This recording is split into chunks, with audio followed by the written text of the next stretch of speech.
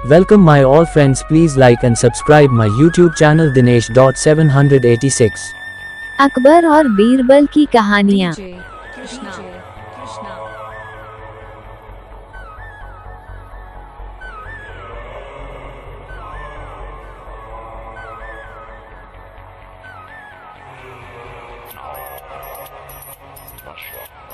अकबर और बीरबल की कहानियाँ। मुगल वंश के बादशाह और नसीरुद्दीन हुमायूं के बेटे जलालुद्दीन मोहम्मद अकबर और उनके कहे जाने वाले नवरत्न में से एक रत्न बीरबल के किस्से काफी मशहूर हैं। बादशाह अकबर कई बार परेशानियों में फंसने पर या किसी गंभीर मुद्दे पर अपने सलाहकार मंत्री बीरबल की सहायता अवश्य लेते थे। बीरबल ने सन 1528 से सन 1583 तक बादशाह अकबर के दरबार में एक विदूषक एवं सलाहकार बनकर सेवाएं दी थी। बीरबल स्वभाव से बुद्धिशाली और किसी भी समस्या का समाधान ढूंढने में निपुण थे। अकबर और बीरबल के अनगिनत किस्सों में से चुनिंदा किस्से वार्ता स्वरूप दर्शाए हैं, जिसमें बीरबल के बुद्धि चातुर्य का वर्णन है। तो आइए अकबर बीरबल के किस्सों के रूप में प्रचलित ऐसी ही 3 चुनिंदा कहानियां सुनते हैं। 1. मोम का शेर। सर्दियों के दिन थे, अकबर का दरबार लगा हुआ था। तभी फारस के राजा का भेजा एक दूत दरबार में उपस्थित हुआ। राजा को नीचा दिखाने के लिए फारस के राजा ने मोम से बना शेर का एक पुतला बनवाया था और उसे पिंजरे में बंद करके दूत के हाथों अकबर को भिजवाया और उन्हें चुनौती दी कि इस शेर को पिंजरा खोले बिना बाहर निकाल कर दिखाएं। बीरबल की अनुपस्थिति के कारण अकबर सोच में पड़ गए कि अब इस समस्या को कैसे सुलझाया जाए। अकबर ने सोचा कि अगर दी हुई चुनौती पूरी नहीं की गई तो जग हंसाई होगी। इतने में ही परम चतुर ज्ञान गुणवान बीरबल आ गए और उन्होंने मामला हाथ में ले लिया।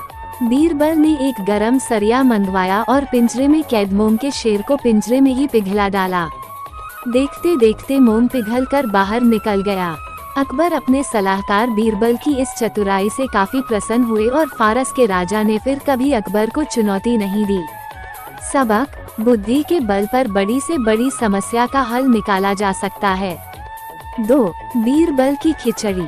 अकबर ने कड़कड़ाती सर्दियों के मौसम में एक दिन यह ऐलान किया कि अगर कोई व्यक्ति पूरी रात भर पानी के अंदर छाती तक डूबकर खड़ा रह पाएगा तो उसे 1000 मोहरों का इनाम दिया जाएगा।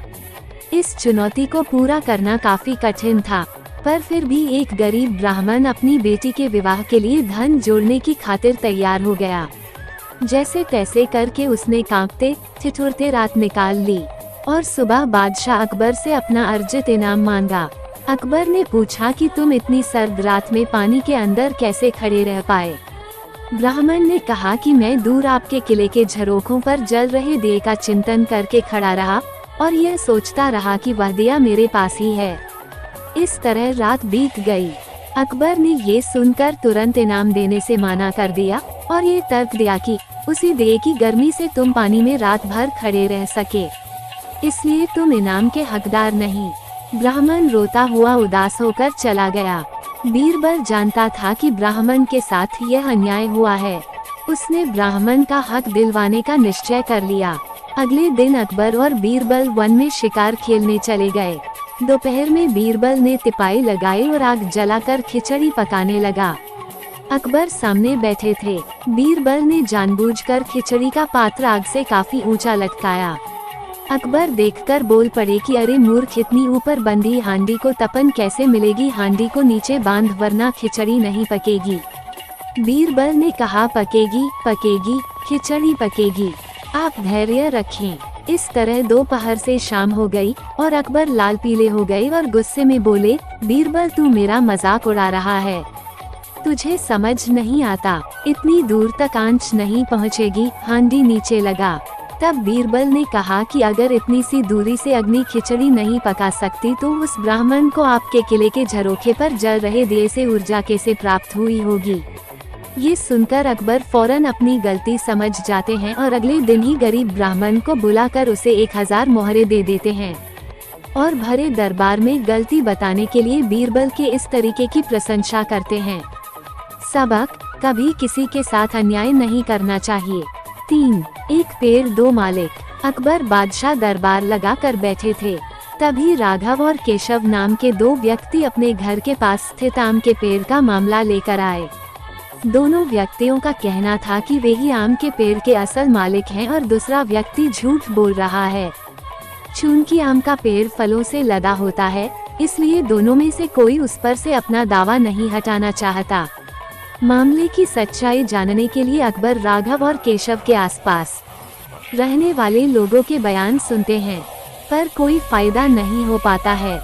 सभी लोग कहते हैं कि दोनों ही पेड़ को पानी देते थे और दोनों ही पेड़ के आसपास कई बार देखे जाते थे।